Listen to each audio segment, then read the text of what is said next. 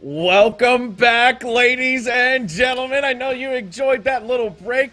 We're back at it. It's your host, OG Susano, joined by my co-caster, Mick.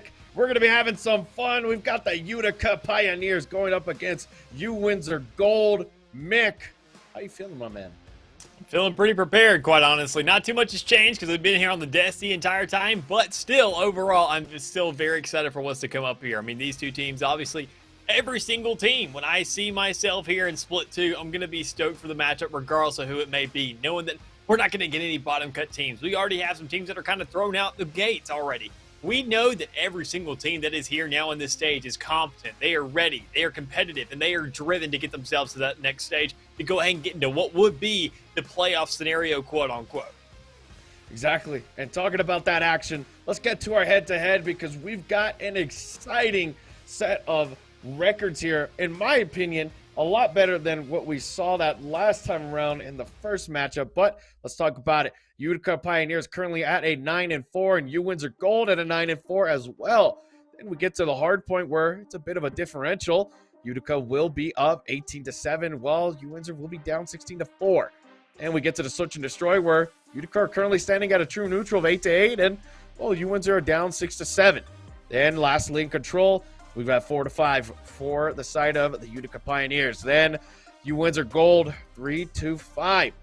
I think the hard point is going to be our most interesting one. Well, I think Search and Destroy might be a little more back and forth. What do you think, Mick? I'm most definitely with you. I think Search and Destroy is a little bit more of a wild card here. I mean, seeing that we kind of have ourselves not nearly as many rounds being played in those, but that's also because in series, the longer they go, you find yourself a little bit more experience. And that kind of takes me over to hard point. Seeing that the Pioneers, they had themselves a collective 5 more maps, that's a little bit more intel. If you are a team that is taking this league seriously and you are going ahead, you are showing up to practices, you're not just saying, all right, I don't want to really play Vanguard. I just want to show up and play the game every single week. And if I'm cracked, I'm cracked. If you're putting in that work, you're putting in that time and effort to go ahead and study what's really going on, you have a much, much larger opportunity to really go ahead and stand up for the rest of the group. Yeah, there's going to be a very interesting one indeed. And the studying of both of these teams will be what is going to drive it tonight, Mick. I personally think that, I've been able to cast over Utica before. These guys, they're opportunistic. They see a moment of weakness. And let's head into these rosters real quick. Because talking about Utica, we've got Polish Prince, Frenzy, Jalen, and Diamond. Both of these players, Polish Prince and Frenzy, were just some of those standout players that I saw the last time I got to cast them. Well, in that case, being I haven't cast them, I'm really excited to see whether your kind of hype lives up to the case. I mean, looking at these teams, obviously, we have ourselves a pretty good, solid group of players. But on the opposite end of the spectrum, I've actually casted for, oddly enough, Windsor Gold before. So we can go ahead and get a look at them to see what's going on there. And we can give you some more context back and forth as we do get their roster lined up to see who we're dealing with. Because, I mean, Windsor, obviously, here for a reason as well. Everybody kind of has themselves the same standing. You have Conundrum, Misty, Espa, and Sus. And Misty and Conundrum are the two players I have my eyes on, at least for the side of UWindsor. We're not playing favorites here. We're just going ahead and working with the context we have laid out. We just want to clarify that. We don't play favorites here. At least because, I'm a UGA guy and they're not playing in this. So I don't have favorites. I'm kind of forced to go ahead and play the neutral role here. But I'll see it works out because this team and this entire setup for both these squads, I'm really excited to see what exactly is provided here tonight. I'm very excited too. And yeah, I gotta double down on that. We don't play favorites here, ladies and gentlemen. I know you people in the chat might be feeling a little, hey, what's going on here? But look, he's saying his name too much. He's calling out Conundrum an awful lot. What's happening there? What's all that movement back there? What are they saying? It is no problem at all. We like to keep it fair and neutral. We just simply call it as we see it. I think it's going to be an interesting one indeed. I think this series might get a little more mixy than our last one, in all honesty. Yes. I completely agree with you. I think we could find ourselves going to a map 5 because that last one, it went to 4 maps. So obviously it wasn't the most shortest series of all time and it wasn't the longest. It was right there, a fresh little middle ground. And every single one of the maps were very, very good. But if we're talking about maps, we've got to talk about the setup for this one because we saw a double down in the last one. 2 of them, in fact. We saw Berlin twice there in the get-go and then we saw a follow-up for Tuscan. Well, I mean, at least one of those check boxes are marked off this time. We see Tuscan, but we see it 3 times in a row after Bocage. I mean, literally, search and destroy, control, and hardpoint. If you're a team that's really good with Tuscan and you're running this map set, you're saying, sure, we can throw map 1 and we can win 3 in a row. because that is an entire series worth of maps purely played on the same exact location. The funniest thing that I see about this map setup is that, yeah, we're gonna go to Bocage for our first map, and that's where it's the scrapyard, my friend. Yep. Your gloves are off. You're just throwing hands left and right. The MP40s are out. You might have an occasional AR, maybe a second if you're feeling very confident in that second AR, but it's gonna get real mixy. But I'm really gonna be looking at who's gonna be a much better slaying team, because once we head over to that Tuscan, oh boy, whoever takes that search and destroy, I'm going to have a recency bias on that they will definitely be rocking the next two maps, because the environment's going to be the same, just a different game mode. Yeah, it's literally going to be who can just create Tuscan as that home ground. And even then, if you can follow up and find yourself at least in some kind of initiation there, go ahead and create a Kindle to the Flame. Go ahead and set some kind of charge down on Bocage and say, look, we already had this first one. We have some momentum here. Play this on Search and Destroy. Win that map. We sit there and say we're on Tuscan again. And if worst case scenario, we have ourselves a pretty large lead, we got Tuscan again. I mean, we have backups. We have safety nets on safety nets out here for whichever team really wants to grab that first initial play. Sit atop a throne and sit there and say we have the advantage now. We can be working off this. It all comes down to how hard you fall through and whether or not you ever actually let that opportunity come up. Yeah, and talking about this first map and the maps in general, let's hop in, because Bocage, well, like I said before, is going to be our destination for this first map. I'm personally excited. I want to see these teams just absolutely slay out. I want to see some fisticuffs. I want to see some body shots. I want to as well. I don't want to see too many body shots. I'd like to see a heck of a lot more headshots. I'd like to see the accuracy really come to light here, but we never really get too much of that in Call of Duty. It all comes down to whether or not you can find yourself just shots generally, knowing that Bocage, with how scrappy it is, if you mentioned, with it being everything is so close, so contested, so freaking hectic, man. You need to sit there and get whatever you can. If it's a first shot, it doesn't matter whether it comes all the way down to their toenail. If you're grazing them, giving them free ear piercings for the night. Regardless of whatever it is, you want to sit there and shoot your opposition. You want to find these kills, because that's literally all this map comes down to. Yep, and we're going to see immediately Frenzy with a nice first blood, gets into the sights, but his goal is to get these spawns, and well, he's already on a 3 streak, looking for the 4th. It looks as though that it's going to be coming here pretty soon. Gets the 4th, still going strong, but he's going to get some shots on the back. Can he win this? He will not. Yeah, most definitely not, but even then, what's not really coming to light here is any time on the clock. Both teams saying, we don't care about P1. This is extremely hard to hold down. We're not too concerned. Whoever can just go ahead and strafe through the middle enough. Accumulate 1 second, 1 second, 1 second. Make sure to get in, get out as fast as you can. But at the end of the day, you have to hold these spawns. You have to get ready for P2, and it looks like we already see somewhat of a setup as Utica's trying to push back there, but can't exactly get too much. They picked up a little bit of scrap time on P1 there, but the exchange, seeing Jalen all the way on the outside, playing for that flank, actually setting up for this, really giving them some kind of a move here. Yeah, big move indeed, and well, Polish Prince very nicely done, gets a big streak, but he will get taken down. Remember, it's Bocage. No streaks are going to be safe here. The moment you feel a little bit of comfort, somebody's going to be on the other angle immediately. Frenzy hopping towards this Zig, but you're going to see gets the help from the side, and well, this back tank position, usually unchallengable, not for Frenzy. He gets it done, but the Zig play comes in from the side of UWindsor.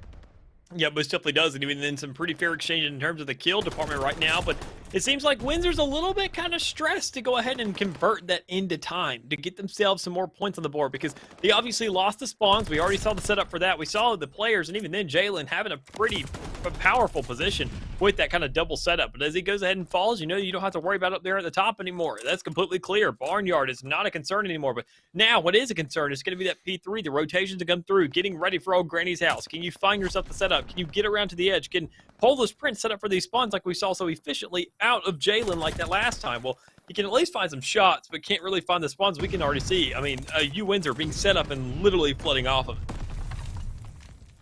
Yeah, it's just absolutely insane to see the movement from these players, the pressure that's being applied. We're going to see right now diving in towards the back. Gets one, looks for the second. Very nicely done, but this is sticky spawns. He gets the 3rd, the 4th. Sus stays alive, a 4-for-1 trade driven by the efforts of Divin. And well, now you've got Jalen hanging out towards this right lane. Divin's going to try and help him out. They find the one player, but they're not going to be able to kill him just yet. Misty stays up, and once again, another 4-for-1 trade.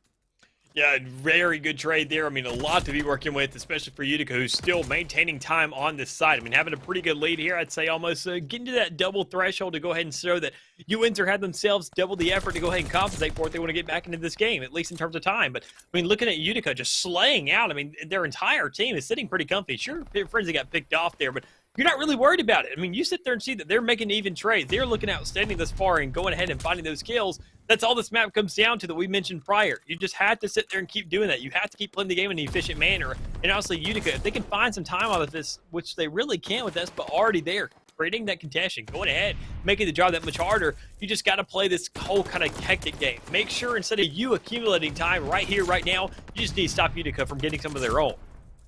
Exactly, and right now you're going to see a bit of a trade-off. Windsor Gold will be able to get back onto the site. They hold it for now, but we see a besiegement coming in from the side of the Pioneers. Espa tries to get the kill, but Frenzy's going to be able to slide under. Conundrum comes in for the trade.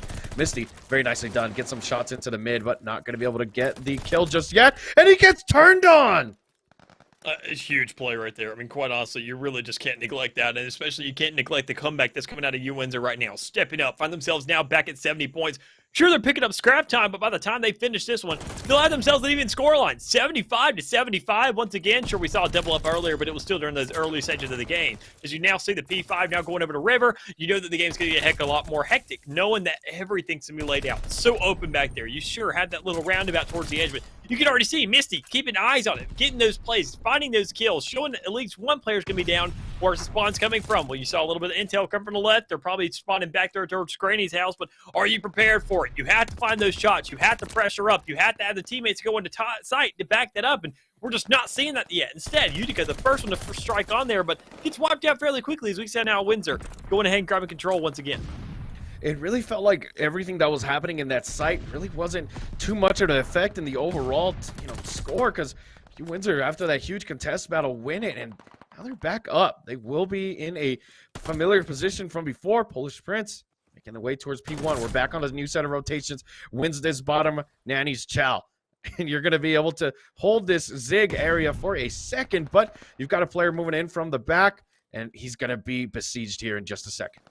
Most definitely will. It all comes down to whether or not this flank really wants to come into light. And I mean, Windsor, they're the ones who are really coming into light, making sure to really just push these plays as they go ahead and try to find some shots, but we just really don't see them being as efficient in the kill department. But that's not going to matter too much. They're still trading off what they need to. They're not finding as many wipes, but Utica not really making the most of those wipes they do find. As you already see, two players going ahead and get picked off from Utica there. I mean, UWindsor stepping up, showing that once again, nobody wants that P1. Nobody cares about it.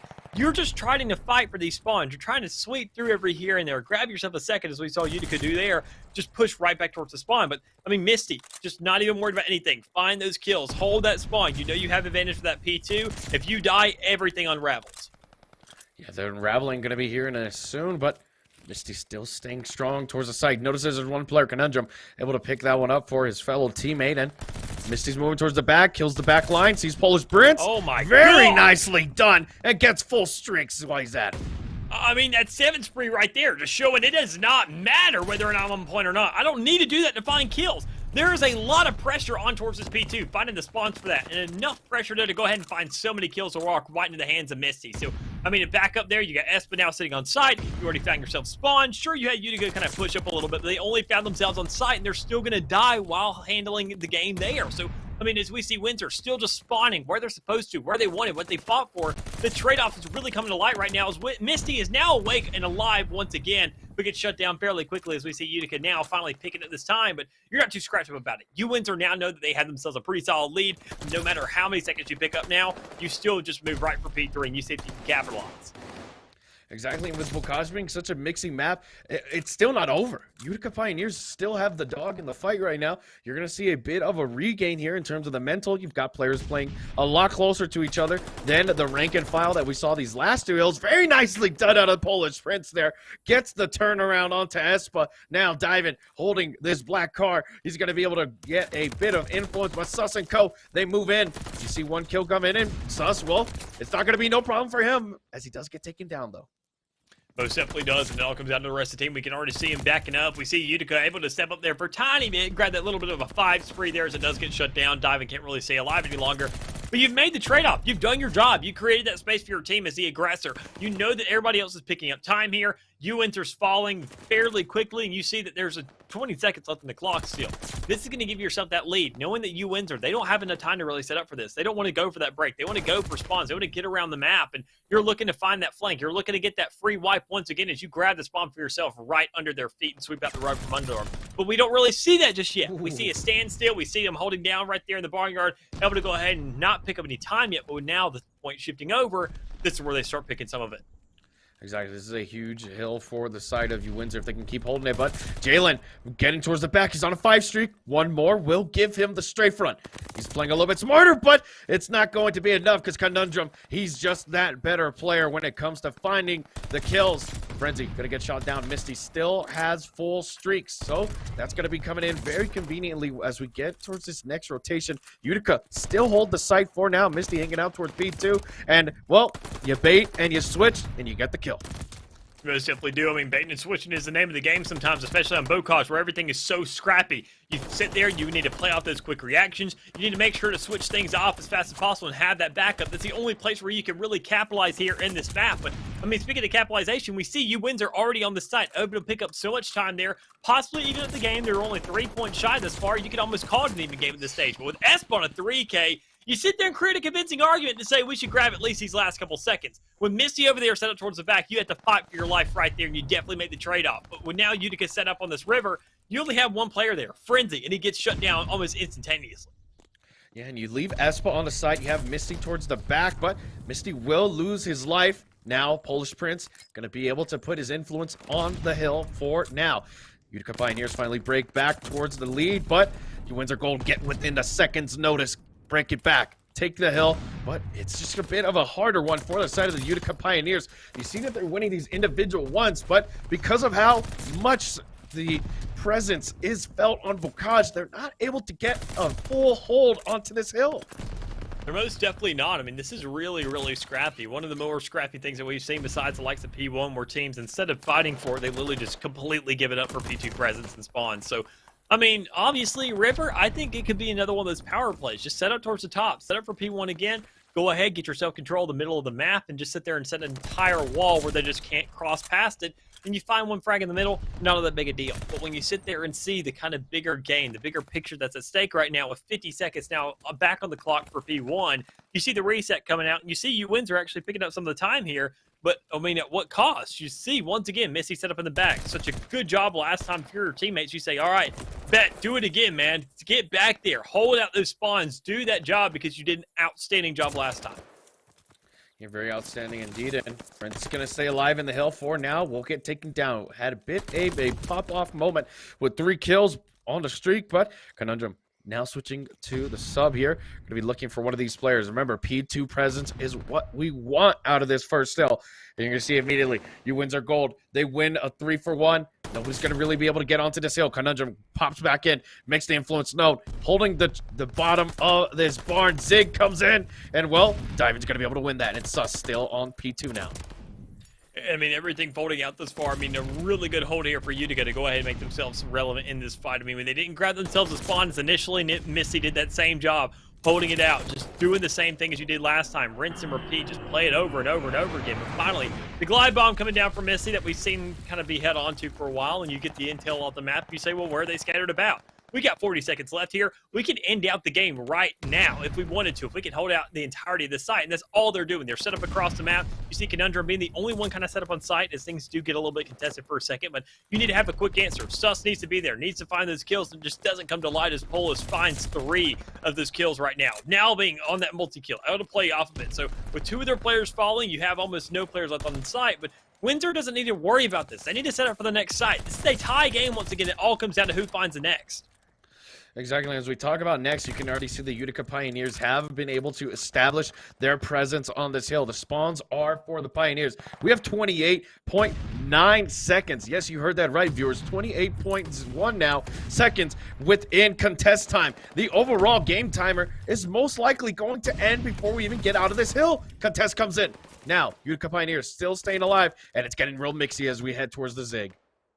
It most definitely is. I mean, you can already see the exchanges coming through, the players, the points coming out already swinging in full force, and Windsor not really set up for this, trying to fight for control right now. This is a really bad scenario for them, but now that they finally get some time, you see Espa there on the cross as well, just having that kill to create that pressure, create the presence on site, having the backup. It all comes down to this right here, right now. You see the time ticking down, you know things are going to stall out regardless. You're sitting at 25 seconds left on the clock, even if when you don't touch that site, so P1 isn't an option. You have to break this right now, if you're the likes of Utica. You have a 2:44, 6 seconds left on the clock. You can't clear out this site regardless. You need to contest, set up for next, and find the kills to necessitate that, but you may not find it with UWindsor clearing out and finding a couple more.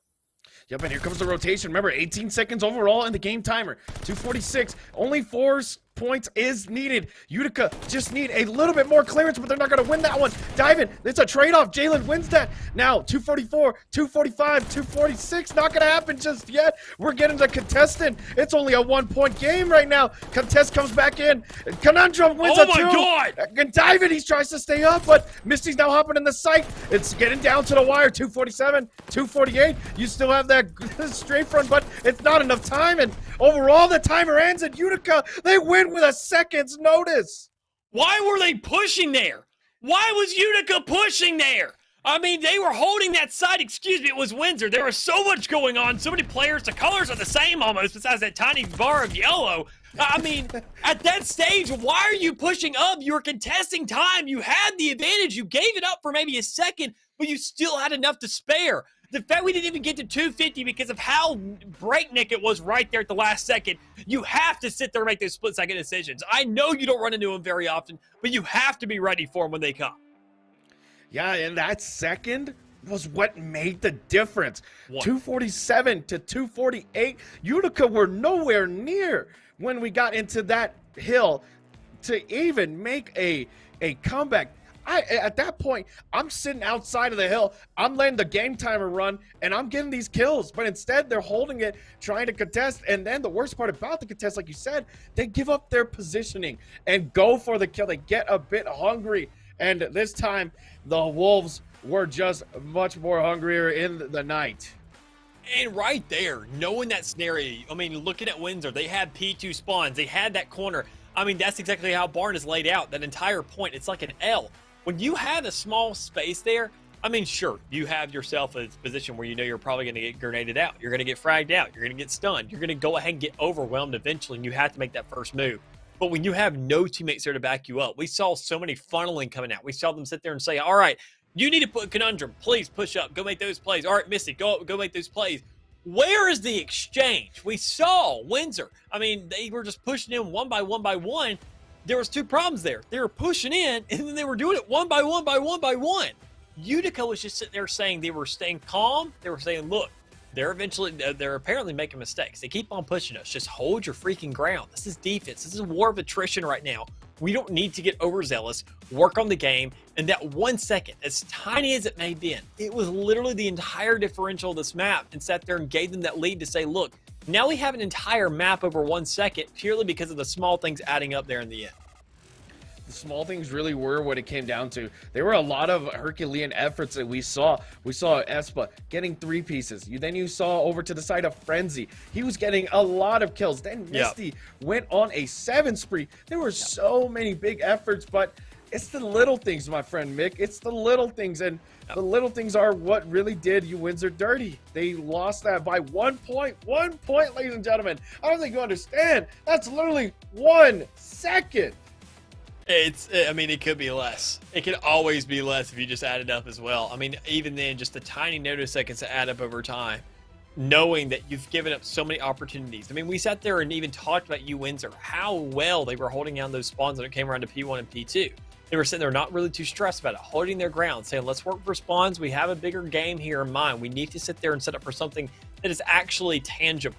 Because P1 sure as heck isn't. If you sit there on for more than a second, you are going to die. So, I mean, the fact that they completely gave up P3, they said, you know what, forget about it. We're going to sit there and rush in, and on so many occasions without keeping an eye on the clock, it doesn't seem to be very much like them. Yeah, it was definitely an out-of-character moment, but, you know, closing the chapter on our Bocage, let's talk about the next maps, because Well, we're going to be heading to Tuscan Yep. here for the next 3 maps. Oh, and boy.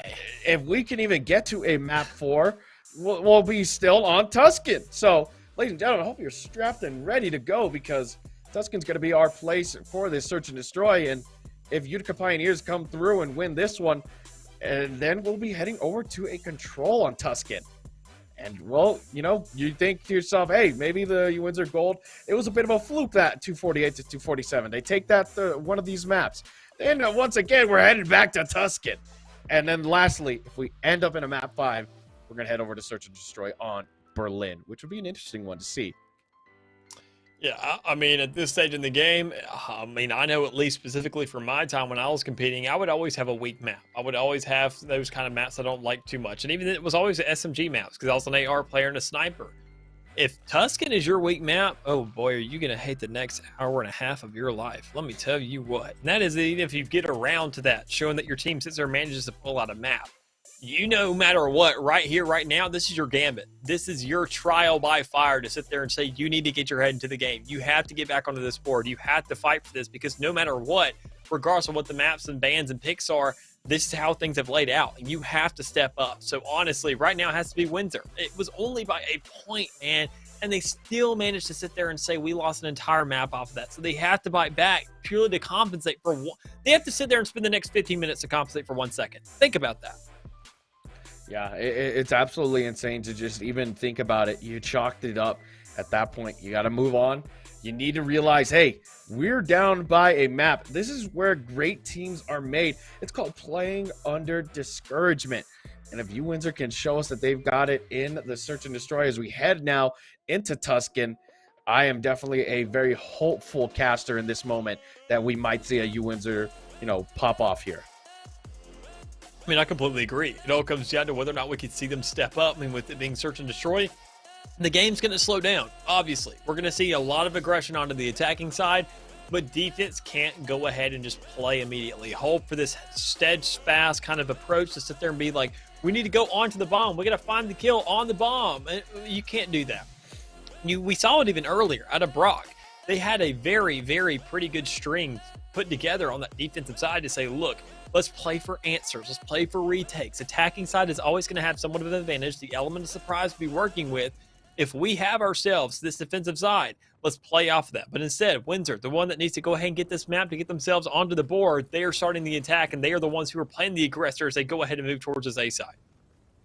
Yeah, the A side being our mode or area of destination, if you will.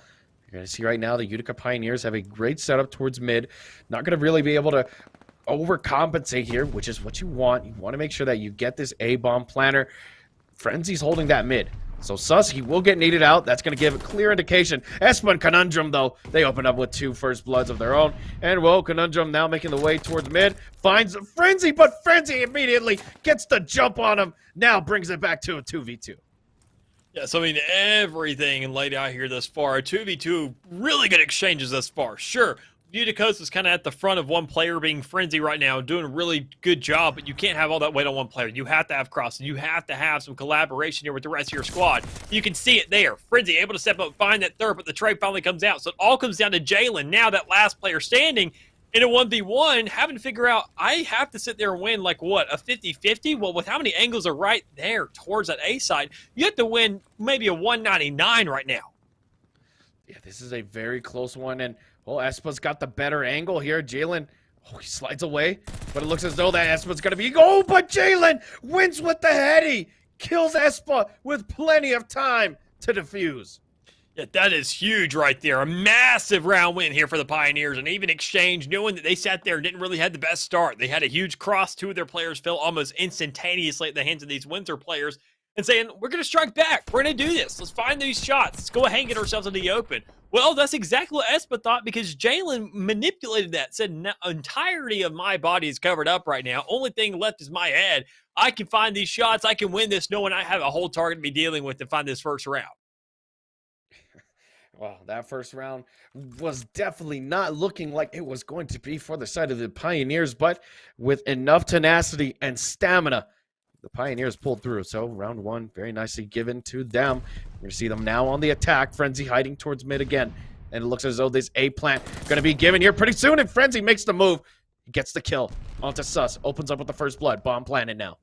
And a huge wipe there just for the side of the Pioneers. A great job just collapsing on these kills, finding that pressure, just collecting on the opposing side of the map while still grabbing the plant on the other, just playing slow and sneaky, playing really aggressive at the same time on one, saying, all right, well, they're going to be going ahead and probably rotating back or making a play to sit there and collapse onto that site, playing for a retake. If we go ahead and kill 2, 3 of their members, I mean, there's only one guy to do the job now, and that's Misty, and he just can't pull it out because that's a really tough scenario to be put into.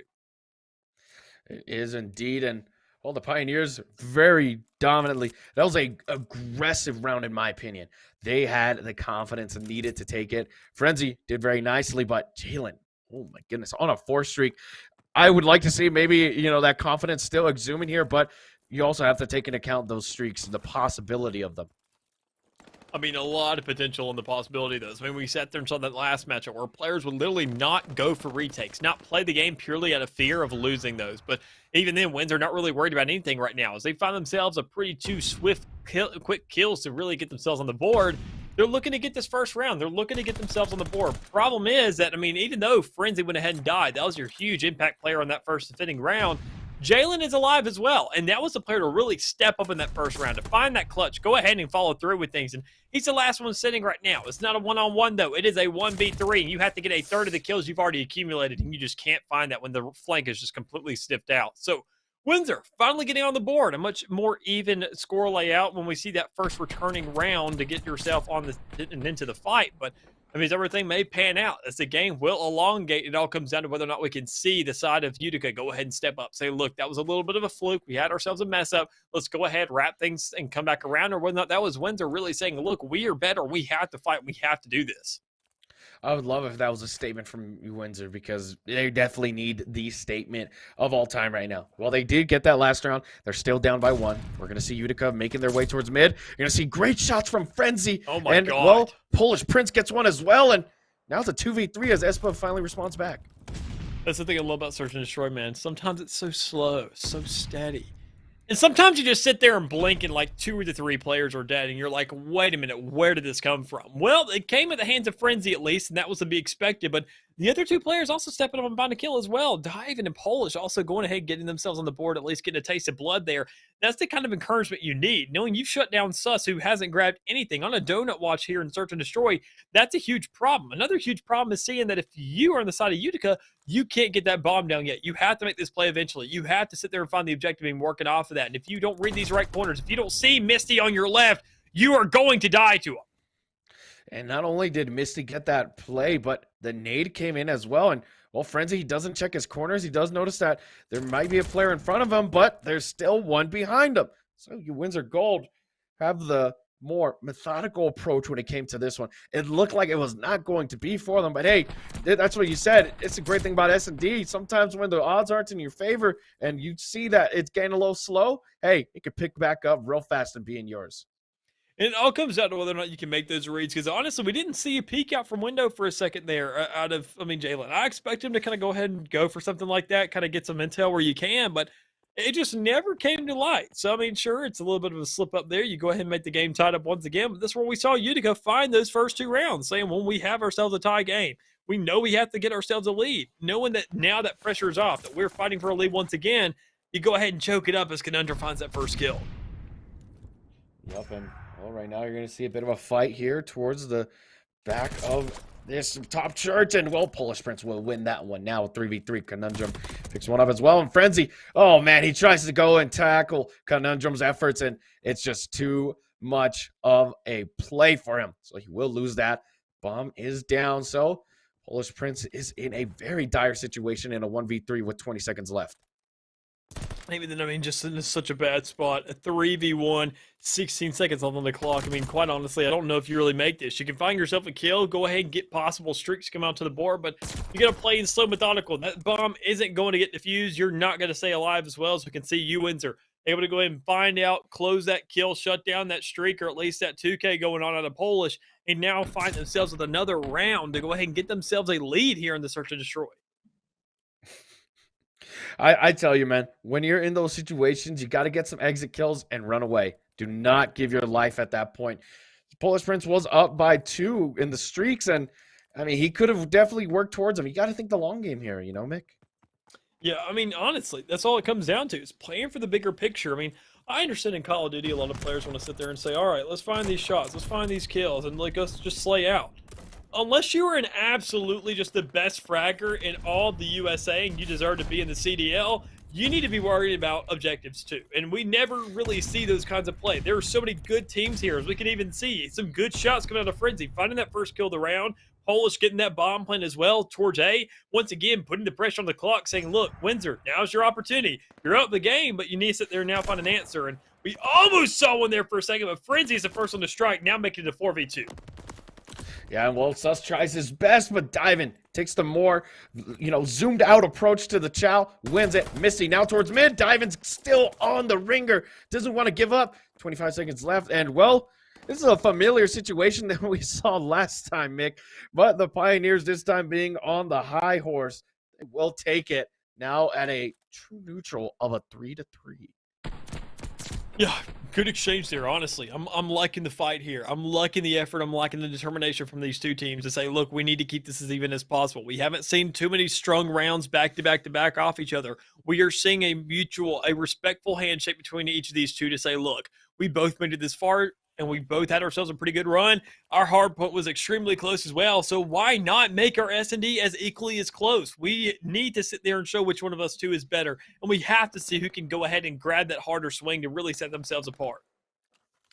Yep, and well, Misty will open up with the first blood. Sus making a more aggressive approach with the sniper.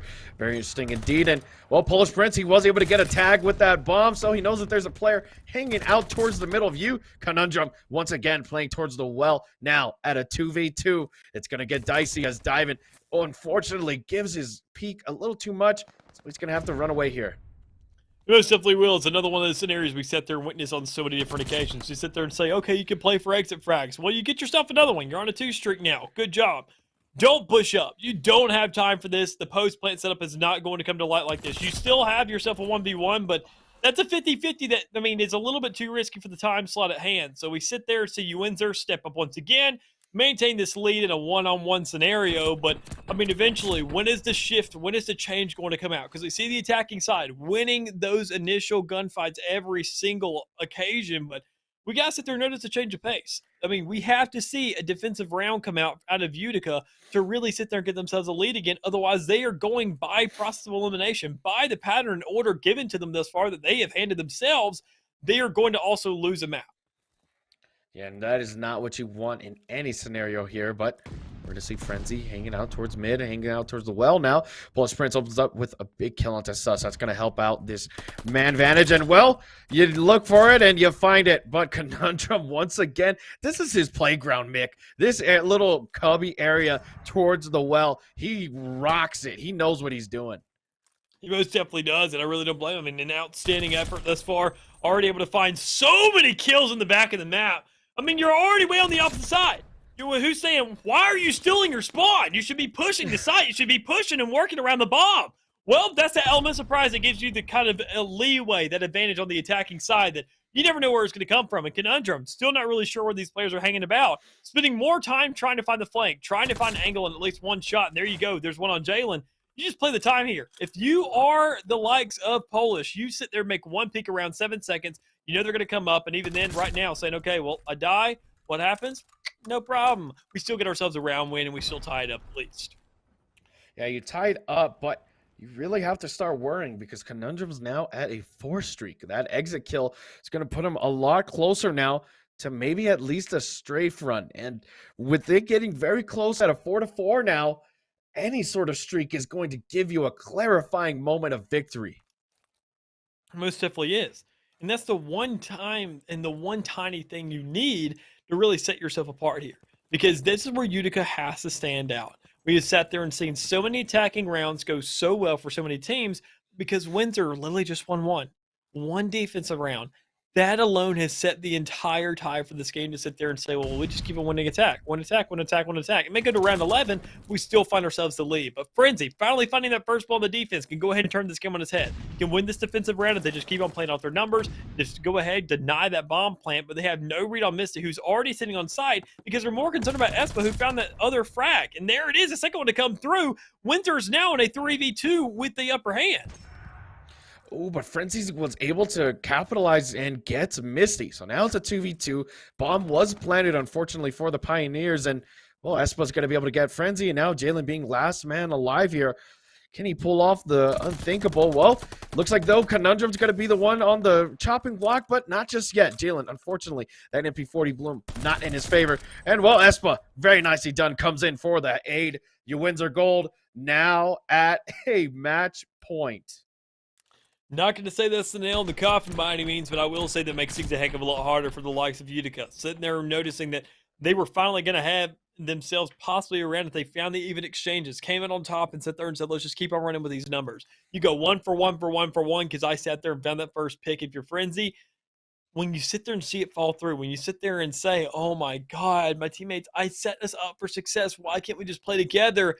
It really, really diminishes the mental. I mean, it really sets you up for failure, and you get extremely annoyed off something like that. Well, it doesn't even help when you sit there and see that Windsor's already made it a 4v3 and 4v1, then a 4v9, and they find themselves match point. Literally, the fastest round in the game was the last one when you expect the likes of Utica to really step up and run away with this one. I didn't even get to just analyze the map. Things were just going left and right. UWindsor Gold, they said, hey, they're probably going to just throw their lives at us. And, well, the blind counter came in. And there you go.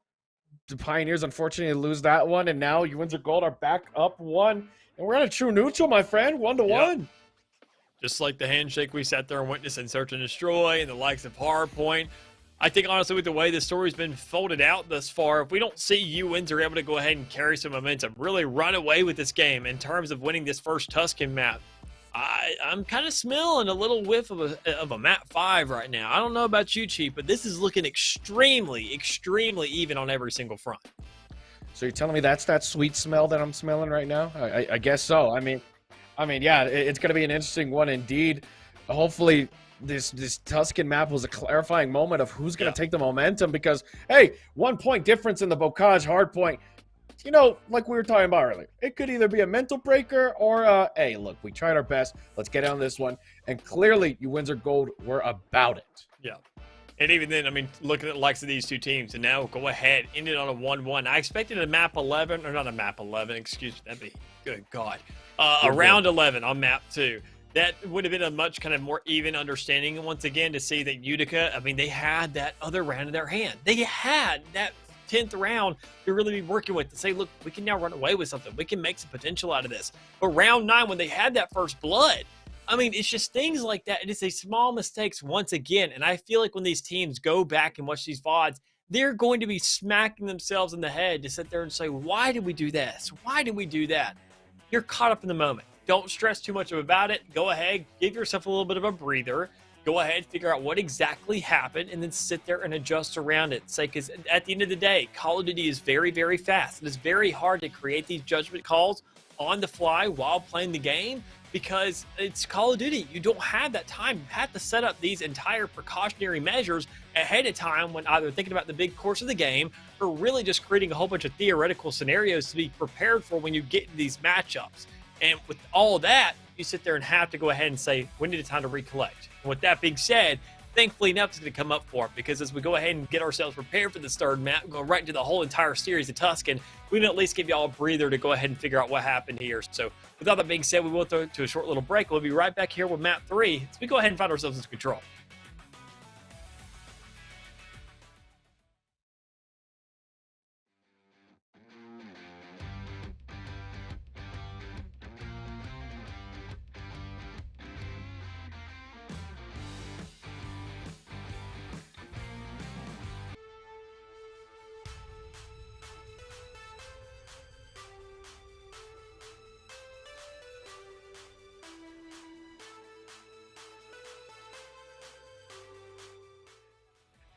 Hope you enjoyed that short break here. We're back at it. Map 3.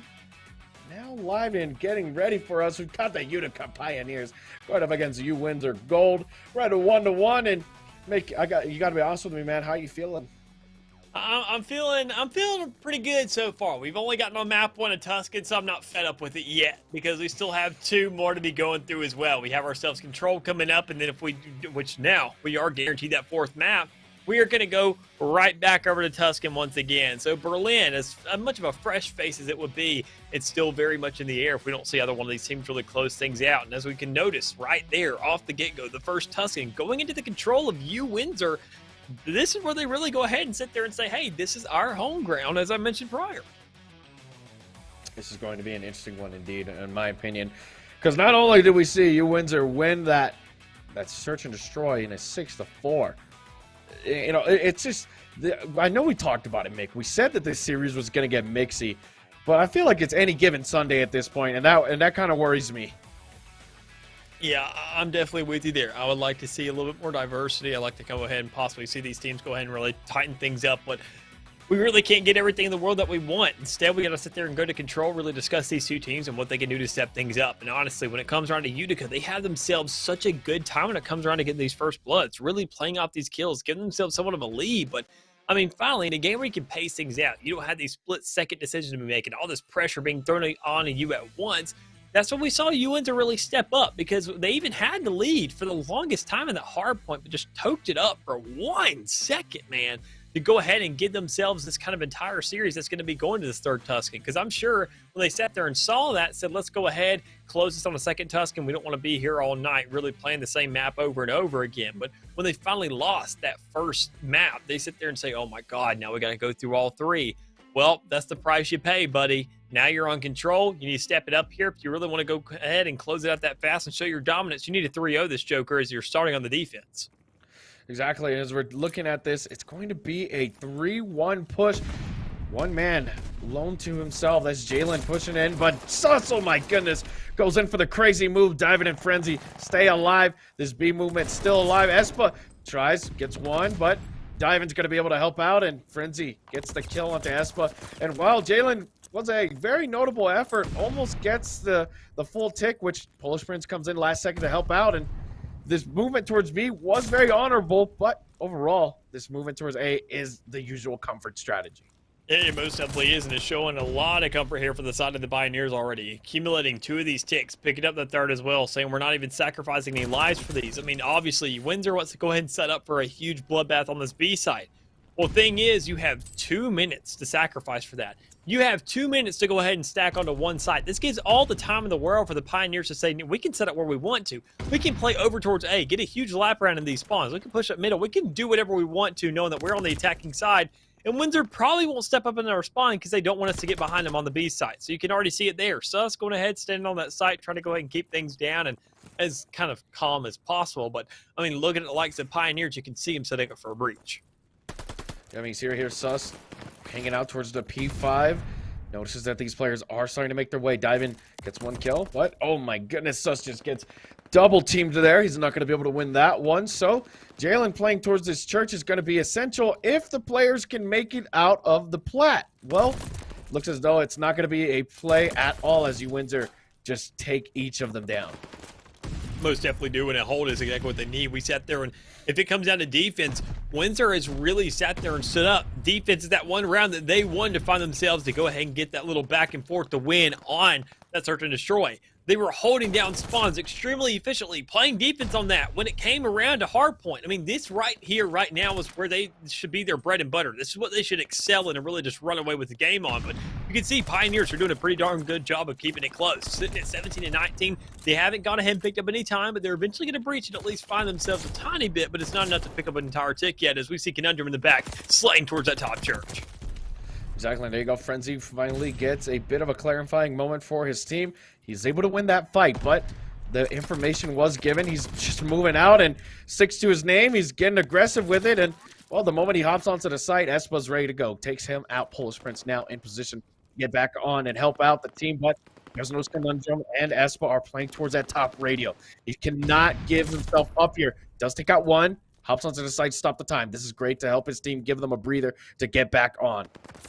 You sit there and say, please, guys, just set up. It doesn't matter whether you go ahead and rush right through. If you go ahead and take an alternate angle, we need to make sure this break is massive. We have to make use of the time that we are giving ourselves right now. And with only 12 seconds remaining, you have one last shot at this. You have one last reset. And honestly, with 7 lives compared to the 14 on the side of UWindsor, you're not really going to do too much. Misty is just saying, look, same old, same old. Think of it like P2, just on the hard point. Hold this angle, keep on finding those kills, play the game, and we find ourselves a lead in the first round onto the board. Yeah, very nicely done out of UWindsor. Not only was it a very dominant A push, usually that's what we see, Mick. We see the A push happen, and the B just absolutely gets denied unless you get somebody in the back line. And you saw Dive-In and Polish Prince try that, but each of their efforts were just denied. So right now, UWindsor Gold, if they can get this B right off the bat, that's going to be great, but it looks as though they're going for the safer strategy. Yeah, they most definitely are not. I can't blame them. Go ahead, hit that A side. I mean, you sat there, you have yourself a life advantage. Work off of that. Don't get overzealous. Don't go for weird angles. Don't sit there and try and go for a huge push where somebody could go ahead and get a cross corner on you. Play for the open site, play for some space, look for these crosses, and go ahead and find the kills respectively. As you go ahead and keep the game even, but in the meantime, you're picking up some time towards A, and you just barely get that second tick, and you just don't manage it there. It creates some big problems for you. You got to sit there and know really how to go ahead and trade things off now, because Jalen's all the way in your spawn, and that's the guy you got to get rid of.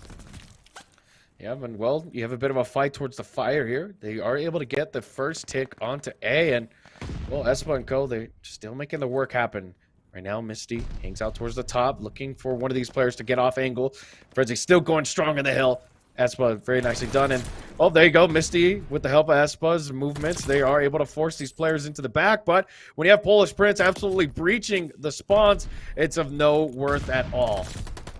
Yeah, I mean, looking at this progression already, another tick being made by the side of UWindsor, but at what cost? They're now down 2 lives, not the biggest differential in the world, but you haven't picked up enough time to get all of it. You have to stall this clock. You have to go and stack up more. You have to get this entire site to really reset the clock and give yourself enough time to get some composure towards that B side. Go ahead and get that scrimming, get that practice to say, look, we got to worry about these ticks. We can't split up too much because whenever the changes do come through, we can't rely on lives completely. So you already see it, 20-16. UWindsor in a little bit of a sketchy spot thus far, but looking to go ahead and grab some more time towards A, knowing this is their last resort. I would think the player needs to probably split towards that B area. Go ahead and create some attention, create some kind of a kill, put in a one-on-one and win that. But as it seems right now, UWindsor isn't making a play for that. They're going for a 2 split, but that may be a little bit too much and kind of overcommitment. Yep, and you do see there, very nicely done out of Polish Prince. He gets one, but is going to have a bit of a fight here towards the back. Frenzy now making his way towards A. They cannot lose this one just yet, but they are still up in the lives. 15-9. The contest comes in, and they win that. That's Polish Prince. That's huge, because now you have Jalen towards the fire. He's going to be making some plays, but you do notice that, hey, these players, now that they've noticed that B's open, they're going to hop on it and stop the time.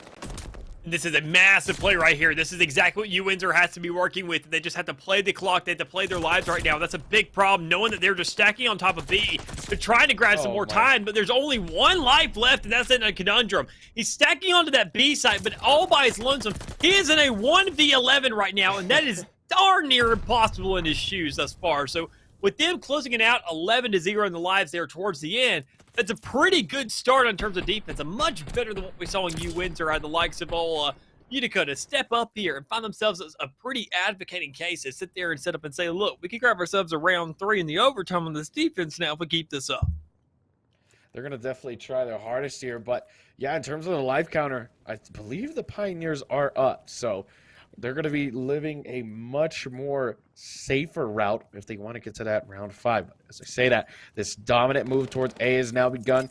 And it looks as though that the blind counter from UWindsor did not work for them. So this A site is going to come free of charge, although there is a bit of some kills. It's no problem for Frenzy. It most definitely is, and already finding some kills, making an even exchange to make it now 29, but say that's 27 now as we see all Polish and Frenzy falling as well.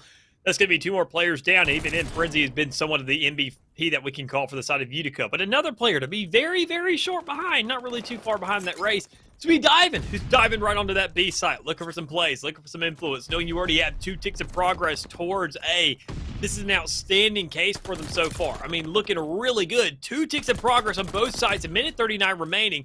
Sure, you're a little lackluster on 2 lives there, but I mean, with so much time and so much space to be working with, you can be an absolute nuisance to UWindsor. You sit there and say, all right, well, where are they on right now? Probably a lot of players are on B. Let's go ahead and hit ourselves towards A. We need to go ahead and breach this, though. We have to find some influence in the middle of the map, and that's going to be a pretty hard thing to fight for. Honestly, with B not going all the way down, you can move right back.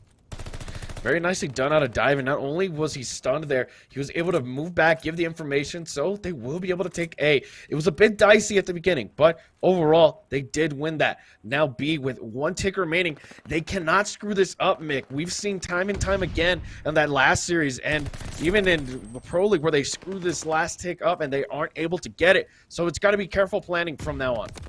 Yeah, it's literally just 1 tick. I mean, you got to think of it like that. Sometimes we sit there and talk about the large picture.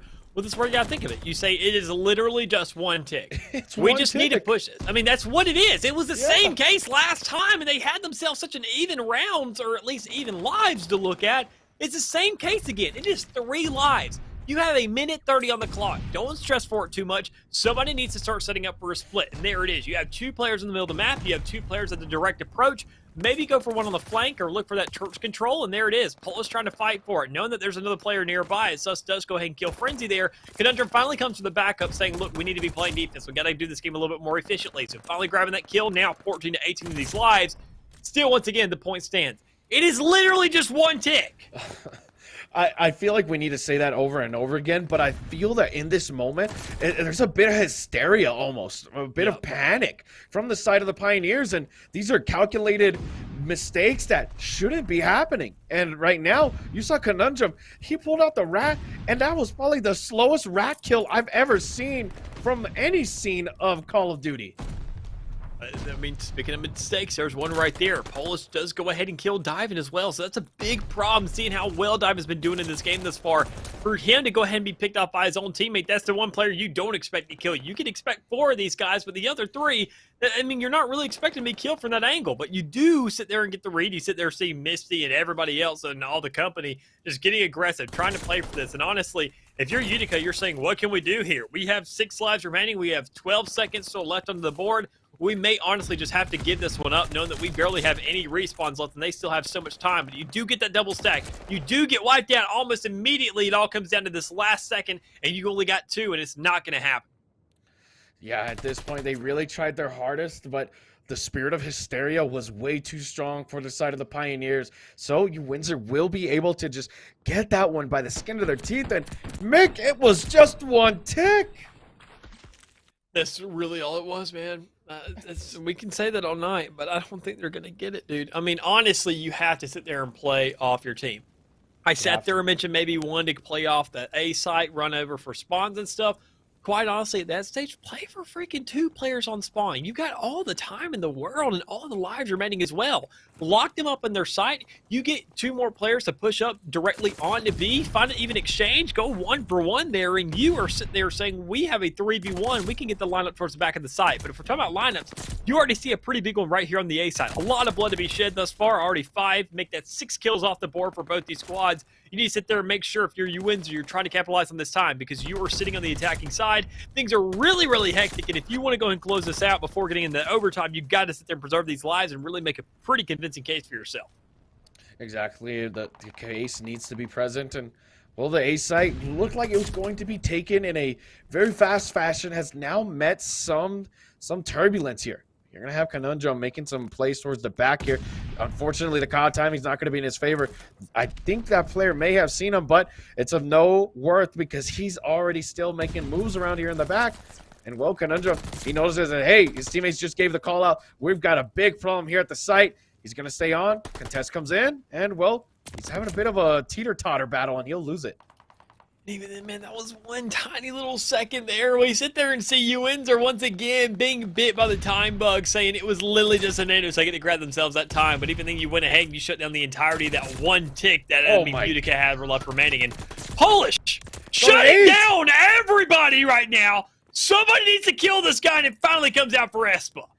It does, but he's able to get full streaks here. And with the domination that we've been seeing, Mick, it's safe to say that the Utica Pioneers, if they just keep slaying out like they're doing right now, they get the round 5 defense, and with full streaks, boy, oh boy, UWindsor, they're in a dangerous position right now. They most definitely are. I mean, 20-6. That one man alone, that one streak created such a massive problem. Saying that I can carry these over as well. I'm going to have these streaks. I'm going to have them to work with. And I don't need to burn these by any means. This is almost a boon to work with right now. Capitalize on it. Save it. Play with it. Because, I mean, this is a setup that not very many teams get the luxury of working with. You can still see UWindsor trying to set up and find, you know, possibly some time to work with. Honestly, in a stage like this, you're trying to grab that time just to kill people, to make sure you can grab yourself a defense, because with 5 lives remaining, I mean, I'm not going to say it's impossible, but it's pretty darn near hard to sit there and manage something like this. And the worst thing about it is that the Pioneers most likely gave up that site to get an extra minute. So now, 13-4 in terms of lives, there's no more respawns. That's what's going to be moving in towards the top. Get some shots in. He's able to help out with Conundrum, but now you're trying to stay on. Like you said, this is going to be a mountainous effort, but they're still rocking these kills. UWindsor are still up. Misty's holding the back line. Espa unfortunately gets naded out by Diving, and now we're getting down some numbers, and the glide bomb from Polish Prince, I think a little premature if you ask me. Yeah, it is, but I mean, still 7-2, make that 6-2. UWindsor's playing post-plant search and destroy. Meanwhile, Utica is playing hardpoint. This is a completely different game for both these two squads. And with 32 seconds left on the board, if you're Conundrum, you still got time to work with on the clock. You can still make plays. You can still make sure to even out the differential. And if you're Utica, you're now in a stage where you don't have too many respawns remaining. You have one respawn. You get the read on the player. You're saying he's pushing up towards our spawn. Set up a cross, please. A 2v1. It doesn't come out, but you still in the 1v1. Utica still gets around when they find themselves, I want to say, with enough lives there to grab themselves the defense for this round 5. Most definitely. And I will double down on that. I believe that was a premature move from the side of Polish Prince to use that glide bomb while you still have the strafing run. Now Conundrum, he's got full streaks as well. So this is not going to be a fun time for either side. But with UWindsor Gold having one more versatile streak, such as the glide bomb, I want to say that Utica Pioneers are still going to be able to make this without any sort of problem. Yeah, I sat there and mentioned that one team's playing S&D and one team's playing Hardpoint right now. But as it seems right now, UWindsor is playing Hades because they are fighting their way out of hell, as it seems. Yeah. With so much set up, Utica has not lost a single wipe. They've completely wiped at least the side of one team, and they still haven't even worried about streaks. Frenzy's getting, you know what? I may find myself another set of them if I can, to just back up the likes of Polish, who sat there and went completely off in that last one. As you can already see, I mean, so much standing for him thus far. Still a 4-kill differential, but, I mean, a really good hold, and with no time on the clock, and UWindsor just kind of flailing around right now, things aren't looking too good. They are not at all, and, well, right now the lives are 26-22. 48 seconds left in the overall. Conundrum is able to get some kills. Misty as well, in towards the mid. 24-22, and UWindsor are slowly but surely getting back up in the live counter. They're trying to delete as many as possible from the side of the Pioneers, and, well, Jalen, he's unfortunately going to be caught off balance, but Misty as well. Frenzy will win that one. Diving, nicely done, wins the trade-off, and here comes the denial of this second tick. This is going to be great because not only is Diving able to corral these players towards his A, he's going to be able to play off of it very nicely as he opens up with a nice kill. You can already see the change of pace coming out from UWindsor. They are getting desperate, and I cannot blame them. You have only 20 seconds left on the clock.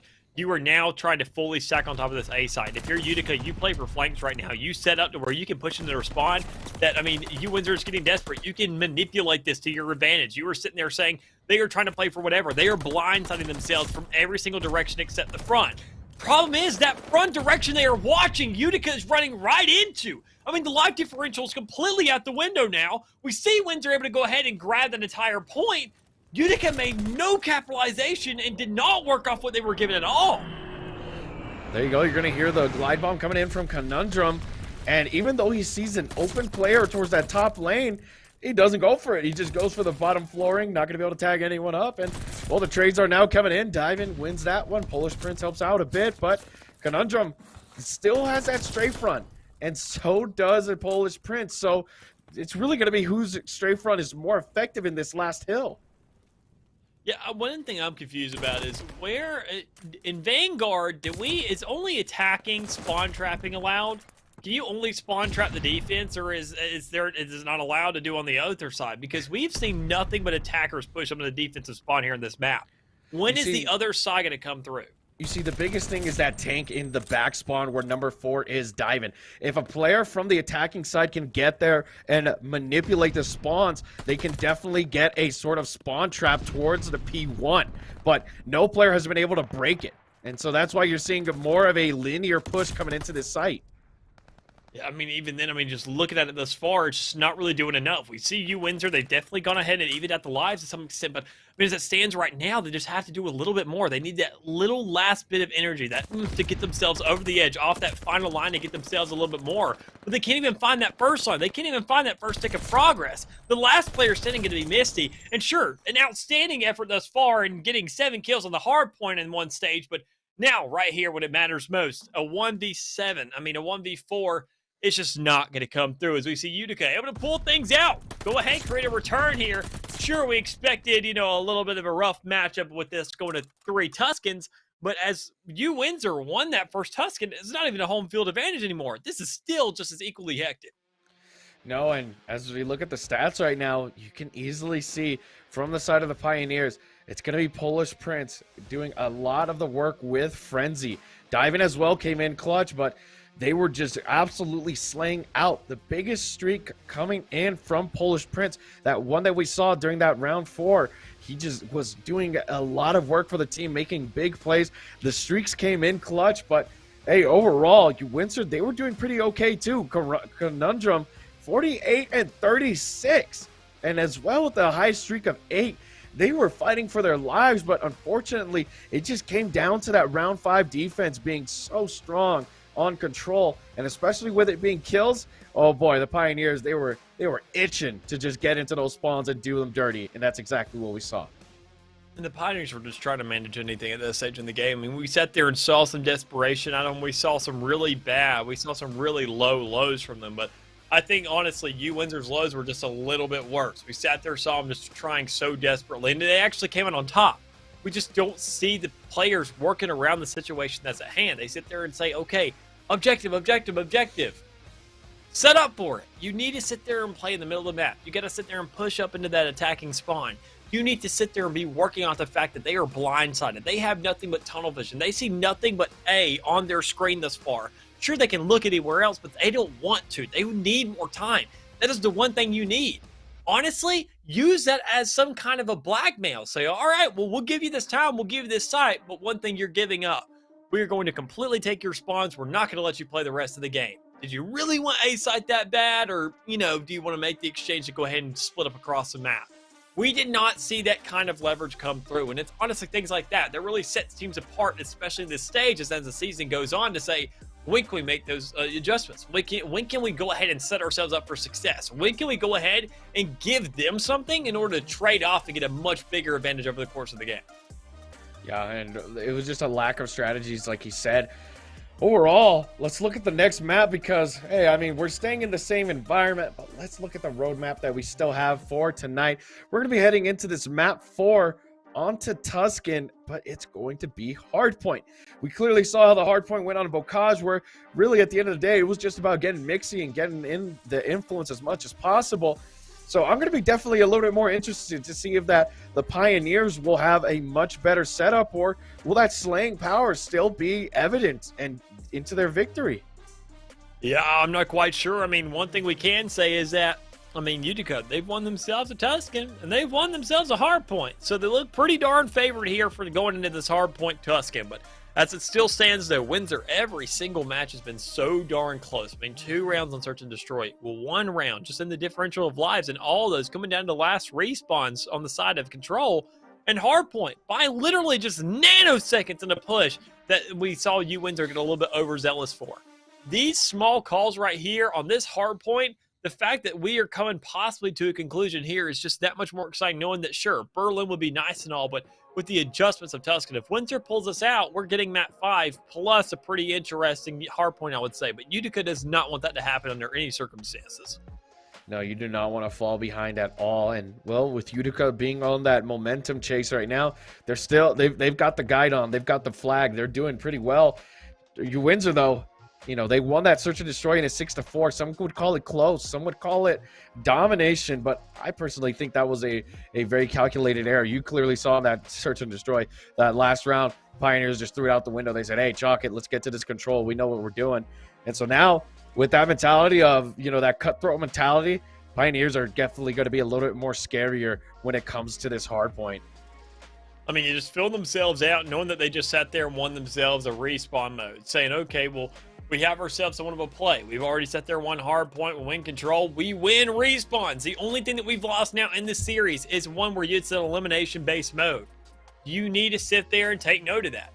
And if you're Windsor, you sit there and sales by a very close margin, though. Not too big of a problem for us to overcome and get ourselves back into this game.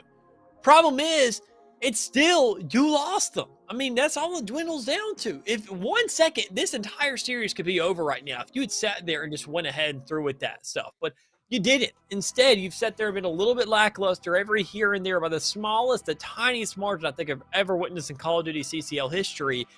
And you can't allow things like that to slide. And if Utica Pioneers pull that out, you can literally blame it all on just 1 second.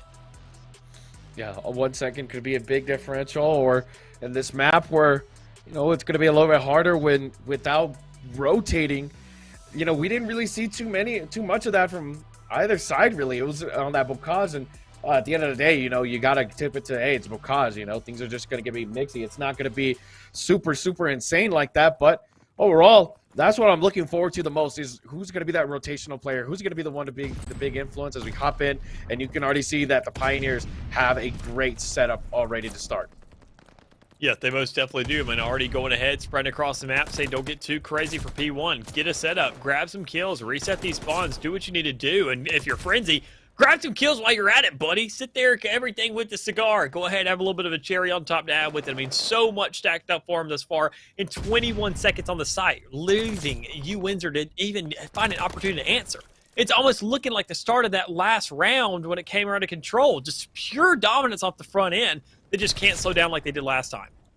No, you don't want to, and, well, you're going to see right there immediately the Pioneers take the majority, if not all of it, of this first hill. So now the rotation's coming in, and, well, it's going to be Espa versus none other than Polish Prince, and, well, Espa will win that one off screen, and Jalen now holding the back line, going to try and fight this player. Remember what I told you, this player towards back tank is going to be a key one. The bait comes in, and, well, Jalen's going to be able to win that. Frenzy and co doing pretty good towards the site, and they've got this one in lock, my friend, and wow, what a dominant start it's been, Mick. It's huge. This is a completely, I don't know where it came from. This is a totally different Pioneers than what we saw there prior. They're not rushing around to get on the sites. They're not going crazy over anything. That was the first time I've ever seen a slow peek around a corner in Call of Duty. I mean, honestly, the fact that we just watched a player literally just nudge over the joystick half the distance and sit there and slow peek a corner knows that they are playing off each other. They're trying to make work of this. They know they have themselves a lead, and they're not trying to get overzealous to throw it away. To where next thing you know, that UWindsor's also wipe spawns away from you. They've wiped P3 away from you, and you are now in a deficit. They are sitting there saying, all right, keep eyes on everything. Mini-map, check it up. Let us know where spawns are coming from. We know they're on site. How many are there? Let's check every single box, keep everything accounted for, and make the moves based off what we know. Exactly, and I just want to highlight something that I saw in that last hill. All the players from the side of Pioneers were down except for Diven. Diven not only stayed up on the hill, he killed every single player from UWindsor Gold. It was a 1v3, and right now we're seeing this happen towards the back line. Conundrum and Co will be able to just get this 3-for-1 and hold this site for now, but it's always a tough one to try and break this Fountain Hill. Nades are going to come in. Espa will lose his life because of that flak damage, and, well, Frenzy, unbeknownst to the player in the back, kills Misty, and now you get this scrap with a bit of some change. I mean, look at the exchange here. Sure, they didn't grab the full 30 seconds to answer up UWindsor's 30 seconds, but it's still enough. You grab about 20, you sit there, say, look for scrap time. All right, if it doesn't come around, set up for spawns. Well, Polish is already doing that. Grabbed a kill, said, well, they're already back here on P4, and this is a money hill. So if you guys want to grab some time, stop worrying about that 0 seconds. We need the exchange now. We need the help here now, because I'm going to go ahead and fall. If you're Utica, you need to sit there and find the exchanges. Frenzy finally comes on the site, makes an introduction of his own, but where's the rest of the team? They're setting up for spawns. Conundrum's stuck on site, and he doesn't have very much help all by himself. But, I mean, everybody's finding the kills. Problem is, the spawns are still in the favor of Utica, so they can get right back into the fray as quickly as they want to. well, you see Sus right here trying to get a big kill. He does get one, but his influence is going to be a bit undermined as players are now besieging him. Frenzy holds the site. Very nicely done. Gets the player off the top, and, well, they do get this last 26, and you're going to see a bit of a chow coming in from the front, and it's no problem because Frenzy's just that guy. Sus, though, is able to take him out. Diving stays up, and, well, Polish Frenzy's already on the rotation. He's got it in lock. It's just up to him staying up and waiting for his teammates. Most definitely is. I mean, just trying to stay alive is the name of the game right now. You go ahead, grab yourself a couple seconds, but with the site, I mean, right when it matters, when you know that site's rotating, it's the last second when UWindsor steps themselves on, grab some of that time, but the exchange coming through, Utica saying, don't be too beat up about it. You still created a great distraction, Polish, don't even be worried. Go ahead, everybody else push in, use that utility, tactical, lethals, whatever you can. Bide that time, throw out that crowd control, become a nuisance, become a problem, and become part of that site where we can hold it down because there's still 35 seconds left. This is not scrap time threshold, people. This is a full hill that can give us a massive lead and put us within a 100-point threshold to close out this game. Exactly. And with Polish Prince right here running the interference, greatly done. Not only were 2 kills able to stop the aggression, Frenzy's here to pick it up. So he's going to come in from the back, stops that one. And while we're heading towards scrap time, it looks as though the rotation is on. None other than Polish Prince will be on it. So you have Conundrum fighting for that last 10, but 10 versus a whole hill. Hey, my friend, you got to get back on it. We're back on the second set of rotations now. You most definitely are. I mean, so now the full reset coming through. You're right back to P1. This is what we saw the Pioneers have literally a flawless run on. Sure, it wasn't all 60 seconds, but it was still enough to go ahead and say, look, when we did step our feet onto that site, we did not lose a single second. We shut them down like 48-0 off the get-go. Why should we sit there and give that up? Why can't we do that again? Well, you most definitely can. Polish going to push up with Diving. They're both respectively going to find their kills. They're going to do their job. Now, if you're anybody else on the team, you need to look for some kind of a flank. Look for something in the middle of the map, control. Look for something that will set up for this next one while still giving influence and some help to your team that needs it, as we already see Frenzy and Diving being closed up.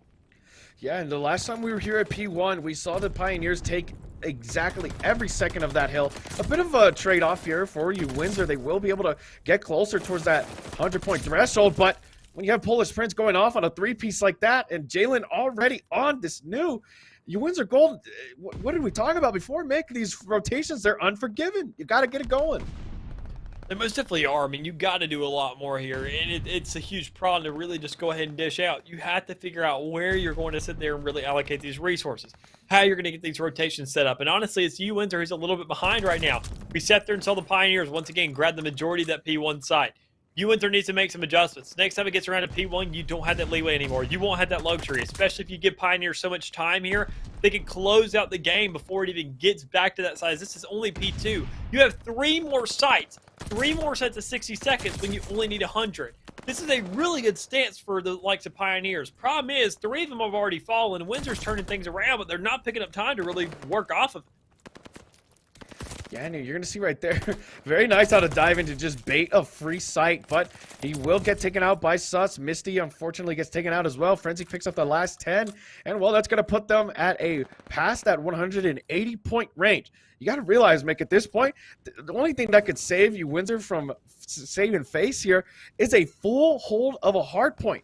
Hopefully this could be the case, but you've got Espa in the back, Misty running the deference here towards P5, and Sus doing some pretty good work towards fire as well. This might be the case for them, but hey, when you have a great setup, somebody get on the hill. That's exactly what you need. I mean, that's the key word right there. That's the magic words. I like your words. You sit there and say, get on the hill. Well, you need to do that. Every single player needs to do that. We have to see some control here, and quite honestly, we finally get some of it out of UWindsor. Utica's been holding on to that kind of power play for the longest time, but honestly, they shouldn't be too beat up about this. They should say, look, we sit there, we're getting slayed out right now, we cannot break this site. I mean, UWindsor apparently has found themselves a comfort spot here on the map. Why are you setting up for anything? Set up for some kind of stall, create some road bumps on the map, set up in the middle, don't get overzealous and push the site when there's 10 seconds left. Stay in the middle, set up the crosses, make sure when they rotate now for this P4, which is a huge money free hill for yourself, have 2 players to run through, have 1 on spawn, have 1 on site, you find yourself a free 60. Yeah, and if only UWindsor were able to just realize, hey, get one player on the hill, they could have already been at a contesting range of just less than 5 points. But right now, you're gonna immediately see 194 to 169. UWindsor are unfortunately a little bit more down than at a comfort level. Right now, Jalen's going to be holding the back line, and he does find one player, but Misty's able to get the trade. So now the information has been given. Hey, our flank is being attacked. Diamond's on the run, and, well, Polish Prince, he's running the damage control here on the top of the church. Yeah, and if you're UWindsor, you're just not touching the site right now. You get a little bit of control, a couple seconds here and there to go ahead and get, cancel things out. Problem is, it's still a 40-second game. You get yourself 40 seconds and you tie things up. Utica get themselves 40 seconds, and they're going home with the dub tonight. They go ahead and they can call it quits and say, look, we sat there and managed both our wins. We are absolutely chilling at this stage of the game right now. UWindsor needs to step it up, and those frags are definitely a catalyst. They're a little bit of a help there to really set things up for the rest of the game. But, I mean, to get that momentum rolling, there has to be a lot more to factor in. You're sitting at 50 seconds right now. You can tie the game up. You can get the lead. Hell, you may almost get within winning threshold of it where you can just sneeze on the site and you find that last second. But problem is, Misty doing the main work of that so far, and Polish being their biggest rival, as he's been a huge factor in this entire game, but he's killed a little bit too quickly for his own good. That was great from Polish, because not only did it create the pressure for the site for his teammates to get on, but right now, you immediately saw UWindsor still have spawns, so they were able to immediately clap back and get back into the action. So 214 to 203, there's only 20 seconds left. That should put UWindsor at above average of just 11 points. And that's not a whole lot as we head back towards P1. And, well, we know the Pioneers and their history with P1. And, well, the scrap time not even going to be going to the side of UWindsor. So Utica still stay up. Pioneers still being strong. The tenacity, absolutely insane out of these guys. And, well, Frenzy, he gives up the position because he notices that not many people are there, but he gets a two-piece. That was massive. I was kind of considering there for a second to be like, why are you leaving off? You got 25 seconds left. Go ahead and stick it down. You find a double kill. Yeah, you sit there and say, that's a pretty good exchange, Mick. You need to shut your mouth. You need to sit there and just watch me play the game, because that's why I'm here on the controller and the sticks. Well, there it is. That's why Polish is on the sticks. Able to find that kill right there. Hold things down for a little bit before you go ahead and get traded off, but there it is. Even exchanges coming through. But while all these kills are coming out, Utica is holding time. They are 13 seconds off, and Windsor finally gets ahead, gets a taste of the site once again as things are getting that much closer. UWindsor, you got to note, will not win off of this hill. This will put them at 248 to 237, but the Pioneers are not going to give up just yet because they can still win off this hill. It's 10 seconds. Espa realizes that, does the quick maths. He's on his way in, but it looks as though the break's coming in. Let's contest as well. You are going to need to rotate, and it looks as though that there's only one player that's going to be able to get to that, and that's Espa and Misty. This is going to have to be a flawless hole from the likes of UWindsor right now, and P2 has been a site that they have really been struggling on thus far. You go ahead and you find enough time to sit there and say, we have the delay now, things are looking a little bit more doable for us, and we only need 10 seconds to get on this site.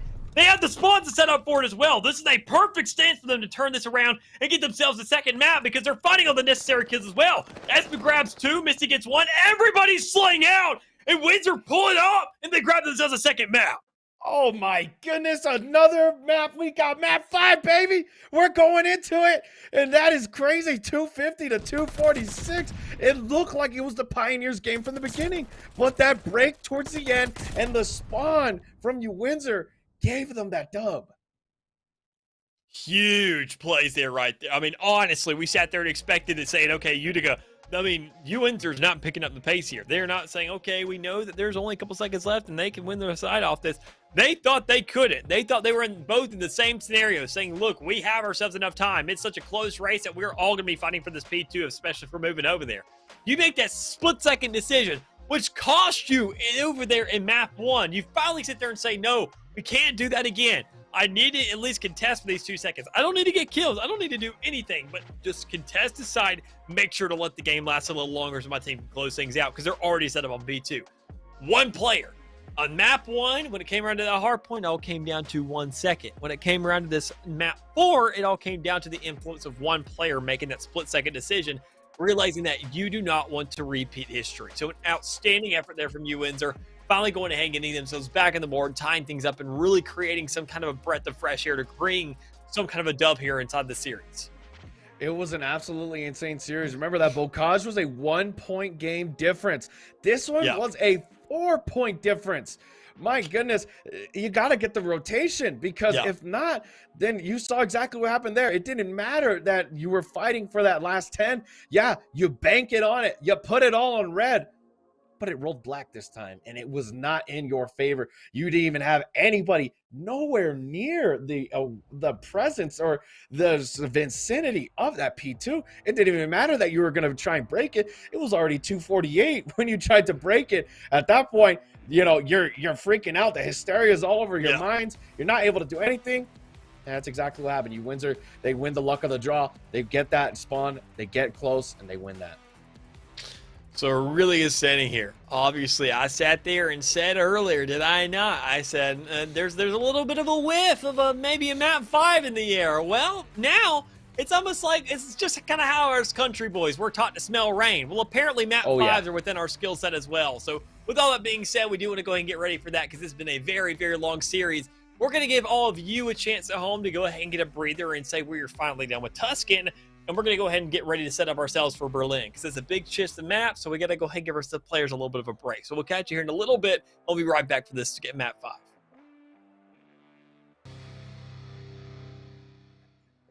Welcome back, ladies and gentlemen. It's time to get excited. It's time to get ready. We've got a map 5 on our hands. This is the time, the prime time. Me and Mick, we're bringing you the action. And Mick, it's gonna get real dicey, my friend. How you feeling? It better. We're going all the way into a map 5, and we're getting right into the game as well, because these guys, I mean, it doesn't matter how I'm feeling. They're feeling ready to go. They're revved and rear. They already have themselves to get on the map, and we know that we're going on to Berlin. We don't even get to tell you what the map is. I'll go ahead and tell you for you. And we see a hit already going towards what looks like this B site with all the snipers out as well to get that long line of coverage. And you see immediately, as ready as these players are, it's getting mixy, my friend. They're seeing the player in B, the nade, unfortunately not going to be able to get through the breaking, but Frenzy having a bit of a fight here towards Ticket Station. Jalen finally opens up with a first blood. 56 seconds left. And in the overall, you've got Frenzy still with the bomb. Sus wins the fight onto the B bomb. And, well, when you have a movement like Frenzy's, you can immediately outmaneuver them. Yeah, I mean, everything so far. You see even exchanges. You see the players going ahead and being slow and methodical about it. But, I mean, Utica just being a little bit better. Playing that offense, getting the attacking side. Not even really putting too much pressure on the bomb. Just playing out the game and seeing that Windsor eventually gets overzealous and says, look, we know they're back there. Let's go into a 1v3.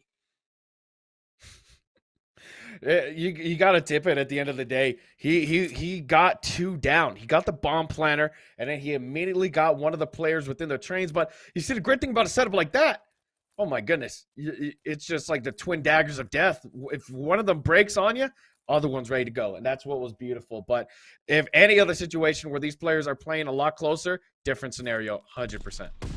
Yeah, I mean, already a pretty strong start. No deaths on the board yet, but you do see a little bit of the damage and a good exchange there for the likes of Windsor. I'm going to go ahead and grab that exchange. You know where the players are. Go ahead and not really throw any lives on the line. As Espa grabs 2, this is an outstanding start for the likes of Windsor. They go ahead, get themselves some control, get themselves a bomb plant as well. So already in a post plant in Polish, having the sniper in hand, not really set up for their retake. Yeah, and he will have a sniper here towards the end, but when it comes to a close quarter chow, unless you're Pamaj, you're not getting that close quarter quick scope. So we're now at a 1-1, and if this isn't an indicator for how this series goes, you know, you talked about the smell in the air. I'm thinking there might be around 11 on our hands. Are you serious? You know, I'm feeling it. I'm feeling it. This series has just gone the distance, man. So it's like, why not? You know, we're already at mile. What do we got to lose? We've been this far, right? We're already at mile 8 of 10. Might as well take the last 2. You know. Yeah, well, it all comes down to whether or not we can see somebody win this defending side, because, I mean, we have not seen that effort yet. Every single time, once again, the attackers have just been on the fray once again, just doing it over and over and over again. A huge just round of respect for each other to show that, okay, well, defense needs to eventually step up. We have not seen that yet. I mean, even then, in that last search and destroy between these two teams, who will make that difference? Well, Diving goes ahead and finds that first blood, but that's for the attacking side. So, I mean, obviously, Utica with a great start here. They just got to bring on the pressure. They got to push onto his side. Well, with all that presence on the B, I think A honestly wouldn't be too bad of a hit right now. Yeah, we'll have to see right now. You look at the player on B. That's your island player. That's Espa. still alive. Polish Prince, sniper in hand, not going to be able to find anybody, but Misty, looking around. This is great. You want someone who's a little bit more clear and covered, but UWindsor, they will get picked off by Polish Prince, and Espa unfortunately gets taken out. And when you have so many isolated players like this, it's no wonder why the collapse is coming down very fast. Yeah, a huge collapse on the site. You go and wait those last couple of seconds. You overwhelm the opposition. And I mean, you're in a stage where now Misty has to really be forced to answer, and it just does not come through. So Utica, once again, on the attacking side, they find themselves another round, and UWindsor just having to do the same thing. Now saying they're at the stage saying, look, we need to answer. We got to go ahead and win ourselves a defense. But, I mean, it's just not going to come through. They're not going to pull this off just yet. So, I mean, maybe one more round could give themselves a little bit of a feeler on the side of the map, saying, all right, well, we're attacking. How can we really come about this? How could Utica come at us from this angle? And how can we sit there and set up for it to really give ourselves that differential? The differential is going to be a big one. And, well, do you notice right here, Misty unfortunately does not get the info right away that the move towards B has begun, but Frenzy will be able to give that information to none other than Espa. Sus gets the kill on Frenzy. Nice little trade-off there, and, well, you've got a bit of a ballroom blitz for this site now. Yeah, you most definitely do. I mean, already the bomb not even going down yet. Even though they fought for control of the room, they've already found themselves 2 kills, and it's a 2v1. Windsor is still not pressured to put that bomb down. They don't care about that timer. They're just sitting there playing things out. And they're giving so much time for the likes of Polish to go ahead and work things about. And the bomb player pushes out of the side, wants to wrap around, but thankfully your teammate is there to give the backup and find yourself the round. I thought we were about to see a homage level quick scope right here, but no, he still kept the rat out. I think I would have thrown my desk, Mick, if that would have happened, like the rat kill and then the snipe. I would have lost it. I would have been Joe Rogan. It would have been insane.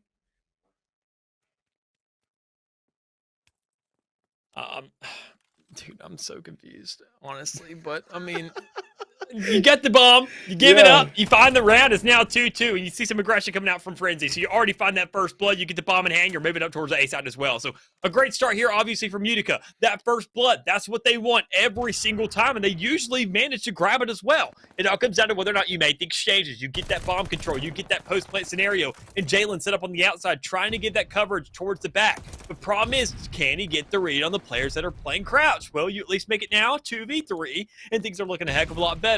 But just stay on the bomb, play for control, play it slow and steady, and you give yourself the win here. And you're going to see right now, Misty still stuck towards the back of this middle tank, and, well, he's going to be opting for this side movement. Jalen, unfortunately, does not look left in time. Misty's able to get that kill. It's a 2v2. 10 seconds left. Here comes the kill from Divin, and not enough time, but Divin still gets the kill. Tip it to the man. Now it's a 3-2. Utica up in the score. I wouldn't say for a long time, because from the trend line we've been seeing, it's been going back and forth. It most definitely has been, and honestly, this is kind of the stage of the game where I sit there and say, okay, well, this is where we really could find ourselves at possibly around 11, but this right here is a huge swing round. Either you find yourself doubling up the score of your opposition, or you sit there and say, okay, now we go ahead and have ourselves a tie game once again. I mean, honestly, though, I mean, with every single round being like that, it's every single round is going to be a swing round. But, I mean, looking at the later stage of the game, you don't find yourself really in those shoes anymore. You can't really go ahead and put your opponent in a huge deficit as much as you could in the earlier stages of the game when you find such a massive lead on them. You know, it only takes one more round to really get yourself to double, then triple, then quadruple the amount of rounds that are really at your disposal. So now as Utica, they're looking for their first blood once again. They're trying to win themselves a defensive round to really just go ahead and get themselves a huge lead and to keep on playing the attacking side. After that, Misty finds the first kill, then Dive makes the exchange onto Misty. But still, the bomb is down on B, and Utica has to make a move here. Yeah, and Conundrum does notice that there is a player towards the top. He will get taken out, unfortunately. That's Polish Prince. Switches off the rat, picks up the MP40. 7-4. This is a great movement, but unfortunately, there's 18 seconds left on the bomb. Sus isn't even playing towards that back train, so he's got a great angle here to get one of these players, and, well, the player towards B has been taken out, and at this point, Divin, you got to stay up. Just play for the streaks, and he will go down. That's exactly what you got to do. I mean, you got to sit there and play things slow and steady. You don't want to really be too concerned, but whenever you go ahead and get too aggressive, you're trying to make a play, you want to win the round, you're not really too worried about streaks. You want to go ahead and get a win. Streaks don't really matter too much at the stage of the game. Sure, they go ahead and create a huge differential when you get to that overtime, which we're both pretty sure we're going to get there for. But in the meantime, you need to be playing for these dubs. You need to be playing for the bigger scheme, because that's what we sit there and miss, is a lot of macro play. We see so much influence on micro that we're missing the macro. And honestly, as the game goes on, we sit there and see more and more rounds. Teams may go ahead and bring that to light to say, we're going to be here for a while. Let's probably make a play and see what we can do here. Well, you look right now, it's going to be a bit of a closer fight here. The door breaks open. Conundrum gets one. Diving. He did notice that there was a player that moved around him, but Conundrum's able to get him. And, well, Conundrum gets two. And now it's a 2v4. Pioneers not in a comfortable position. UWindsor, this is their time, but Jalen, he finds the player towards the back, not going to be able to kill him, and instead, he gives his back to him, and he will get taken out by Misty. That's a huge play right there. You had the lead, and you don't throw it away into the garbage. You sit there and stick with it, you find the round, and you win yourself a defense. This is what UWindsor's been looking for. A final way to go ahead and turn the tide around, say, we want a defense, we have the lead again. And even on that second map where we saw that first search and destroy, it was Windsor to turn things around, as we saw mutual respect and mutual handshake for both these sides again and again and again and again going into a round 11. You finally see that differential come through where Windsor says, I'm sick of patterns. I'm sick and tired of seeing the same thing anymore. We don't work 9 to 5s. We're college kids. I want to see something different. I want to turn this around for my advantage. We will be hopefully seeing a advantage for the side of Pioneers, but right now, 2 rounds in a row. UWindsor just looking very nicely, but it's still not over yet. Polish Prince looking out towards the side. Misty opens up with 1, but Frenzy's going to be able to get the trade. Espa gets the bomb down here, very likely, and, well, Frenzy's on the move. Gets 1 shot, and it's once again just a bit of help from Polish Prince, and now it's a 2v1. Conundrum, the man himself, he's making the move. He does notice that Frenzy, but Frenzy gets the kill onto him. Now the Utica Pioneers are back up. It's a 3-4, turns into a 4-4. Oh my goodness, we're going the distance. Now it all comes down to who can just win an attacking round. it's a back and forth, Chief. We're losing it here, quite honestly. But I mean, it's sitting there. I mean, I don't know how long this streak will last, quite honestly. Looking at the records thus far, I think honestly that Windsor could go ahead and pull this out, knowing that they were the ones to make that first move on the defense, and seeing that the likes of Utica, their side really isn't as nearly consistent. But honestly, you never know. We're sitting at a 4-4. You only have 2 rounds to make these adjustments, and even then, looking at who wins this defending round, if it's Windsor, their attack has been equally as strong. It all comes down to attacking once again. But I mean, we've seen so much consistency on attack.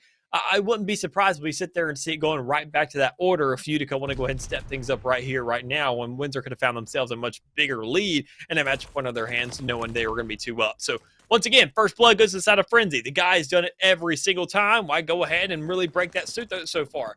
Well, if you're looking for somewhat of a pattern, you got to check these right corners. Knowing that it's there, Frenzy finds the second one of the round, and now a 4v2 onto the board as Utica steps up. And there you go. You've got the 4-2 man vantage for the side of the Pioneers. There goes some shots. Misty does notice Polish Prince, takes him out, deletes him from the equation. 34 seconds left right now. You still have a man advantage. You got to play careful. You do not want to be overzealous like Polish Prince was there. So Misty's going to be looking towards the back. Not going to tag anyone with the stun. And, well, Diving gets the kill onto Misty. Sus being last man alive.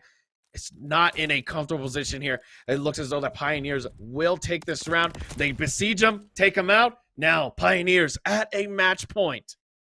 Finally going right back to suit, just saying, you know what, we find ourselves that defense round, and we can go right back to being at home to not winning another one, and we can just sit there and play for attack, and we'll eventually come out on top. When you go ahead, you find yourself the lead once again, you fought for what you needed, you go ahead and get right back into that old pattern that you're so used to. But problem is, with this being match point and all this pressure being put on Windsor, they were the first ones to win to a defending round, and also the first ones to really go ahead and set the tide and say, look, let's go ahead and answer back and back and back with the attacking rounds as well. So this is where things really have to step up for them. This is where the ball's put in their court, where they have to make the move, and problem with it is, knowing the turnaround now, they got to step things up afterwards as well. So as we see, a lot of aggression on the A side, and even exchange for both sides, 1-for-1. Biggest thing is, Frenzy's a player who died in the fray there, who is the top frag for the side of Utica thus far. Exactly, and you have Espa and Misty playing together in a very close interval. Jalen, here on the flank, Looking for the player, but Misty's going to get that one. Now, a 2v3. UWindsor need this round to stay alive to get us to that round 11. Well, Sus is going to get taken down by Polish Prince, and it's a 2-2. Espa loses life. Misty last one, and it's looking very bleak for him. Diving and Polish Prince are the last people to go up against, and they're playing very close together. There's no chance that Misty can just automatically string one and then follow up with the second. We're going to have to see as he makes his way around, and the bomb is still down towards that mid. Most definitely is right there towards the middle of the map. You sit there and look for an exchange. You see that Utica has themselves a pretty solid setup, but nobody's ready for Polish. You don't check that corner. You're pushing on the side, and you notice that next thing you know when you blink an eye, Utica take the entirety of not only this map, but the series as well and get themselves a 6. A very, very long and drawn-out fight. I'm sure Utica is taking a huge breath of relief right now saying, thank God we fit there and went this entire thing, and we sit there and pull out a win with it as well. My goodness. Hey, I much appreciate this timeline than the last one. When we were at a 4-4 advantage and UWindsor went up, Pioneers threw their lives away. Remember? They just threw their lives out on a Tuscan. But right now, they played a lot more methodical. They win the 6-4. And looking at these stats, oh my goodness, you got to highlight the man himself, Frenzy. 7 non-traded kills. Highest streak was 6. This guy willed the win for his team. Yeah, Jalen a little bit slower, but Diving and Polish Prince, both of them playing very nicely.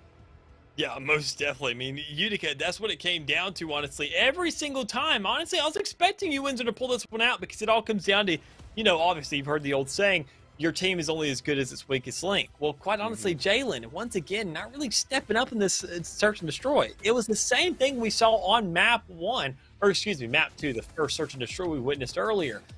But they sat there and really flunked that one out. So I was understanding. I was like, okay, and you know, kind of things are starting to add up here. Not enough compensation on the side, and you really can't beg one player to do all the work here. But finally, Frenzy isn't Frenzy anymore. Frenzy is fed up. He's sitting there saying, I ain't putting in so much work. I'm finding every single first blood here in the game. I did it during the entire search and destroy last time, too, and I'm staying alive. Why can't, when I get the lead, expect you to just trade these things out? Finally, on that last round, when you sit there and get to that map 5, or not that map 5, that round 5, when you're on that match point here for your team, you finally, I'm sure Frenzy was screaming in the mic, saying, please just set up for a 2. Set up for a cross. This can't be for nothing. When you finally see Polish hugging a corner, another teammate going ahead and running right out there, you're saying, thank God, they're going to trade this, they're going to win this, and we're going to go home. That's exactly what happened. That is fundamental Call of Duty. That's what you're supposed to do when you have a numbers lead. And Utica, sure, it took them 5 maps to get there, but we finally witnessed it. Exactly. And, you know, we expected this mixiness from the maps. Looking at this roadmap that we had tonight, we went all the way. We went everywhere. Sure. We started in Bocage for Hardpoint. It was a 248 to 247, a nail biter. Then we went to Search and Destroy on Tuscan, where UWindsor had a much better stamina and tenacity, 6-4 for them. But then that control on Tuscan, it was all the slaying power from Utica, 3-2 victory for them. But then when we got to that hard point on to Tuscan, the rotations were nobody's friend. And well, that last rotation went into effect for UWindsor. They won that one. But then as we left to our last destination for the night, it was in Berlin with the Search and Destroy. And well, Utica, they came through. They learned from their mistakes, applied, and were able to overcome. It was an amazing night. And well, the Utica Pioneers, they won that one 3-2 in a Game 5 victory. Yeah, a very, very long series for the likes of Utica, but a very well-deserved win there at the end of the day. I mean, sitting there looking at the series, you sat there and said we went the full run. Nah, Chief, we went a run and a half. That was, I mean, even though we sat there and really sat there and looked at the score, everything being so close, knowing that even then on hard point, we went to almost maximum time. I mean, that was literally just seconds off from a 250, and the clock had to dwindle all the way down for us to even get to that stage to close out the game.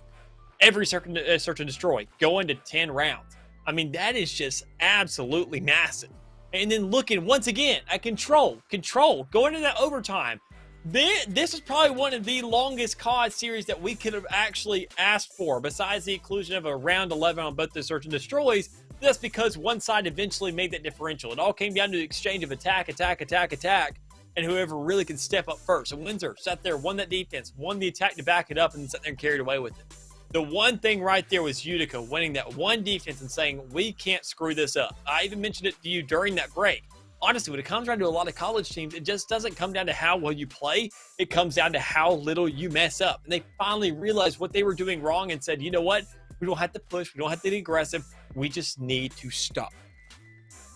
Yeah, and the realization, the mid-game adjustments is really what won them, because if not, I honestly saw a round 11 in our future. I thought UWindsor was going to take that round, and then we would have gotten down to the nitty-gritty, and well, at that point, I don't even feel comfortable saying who would win that, because it was just so mixy. But yep, Utica Pioneers will be your winners for tonight. Ladies and gentlemen, once again, thank you all for having fun with me on the stream. Mick will be here for our third matchup to close off the night. McCornmeal will be hopping on. You make sure you tell that handsome man that he's looking good tonight.